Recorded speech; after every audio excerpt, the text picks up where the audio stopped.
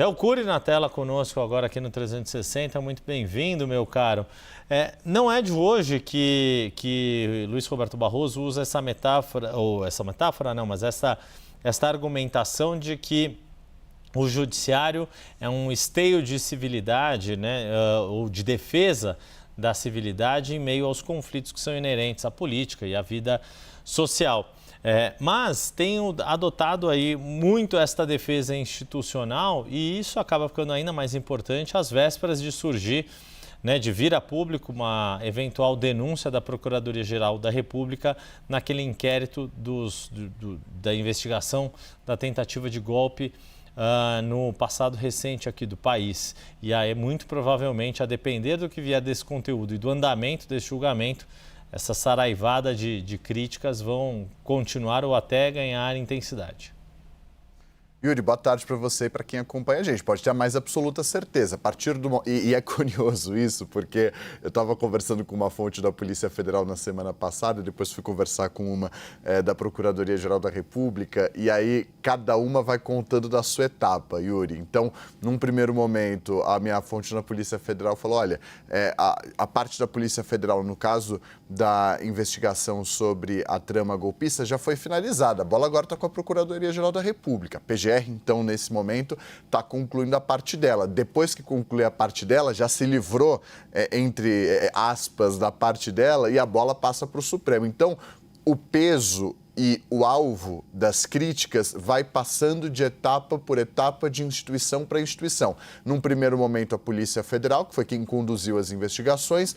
Próximo alvo das críticas vai ser a Procuradoria-Geral da República, a partir do momento que houver, de fato, uma denúncia contra o ex-presidente da República, e depois todos os olhos atentos ao julgamento no Supremo Tribunal Federal.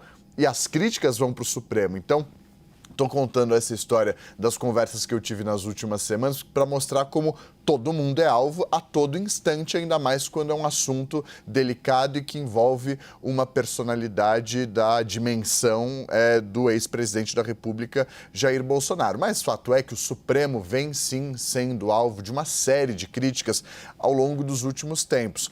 Então, a gente pode pegar um momento que deu o start, deu o pontapé inicial para isso, que foi o início das transmissões ao vivo dos julgamentos do Supremo Tribunal Federal. Isso começou em 2002.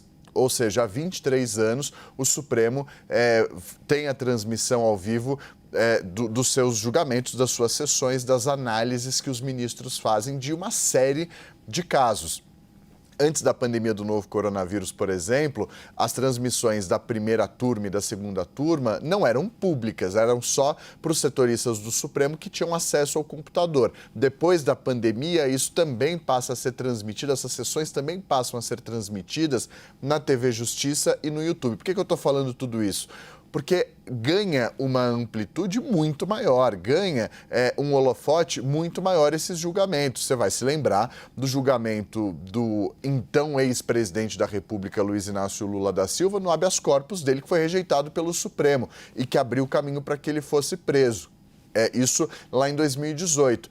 Bares em Brasília passavam o julgamento, para se ter noção. Eu estou fazendo todo esse preâmbulo para dizer que o Supremo, sim, entrou nos últimos anos no alvo de uma série de críticas, goste-se ou não dessas críticas, ganha um holofote ainda maior quando a gente fala sobre temas polêmicos que dividem a bola um pouco com temas que poderiam ser decididos no Congresso Nacional. E aí isso teve uma crítica muito grande dos parlamentares, falando aqui de uma data para definição da demarcação de terras indígenas, o marco temporal, discussão sobre descriminalização do aborto, descriminalização do porte de maconha para consumo pessoal. São alguns dos temas que congressistas acham que devem ser discutidos no Congresso, e os ministros do Supremo foram, ao longo dos últimos tempos, provocados por ações de associações parlamentares, partidos políticos,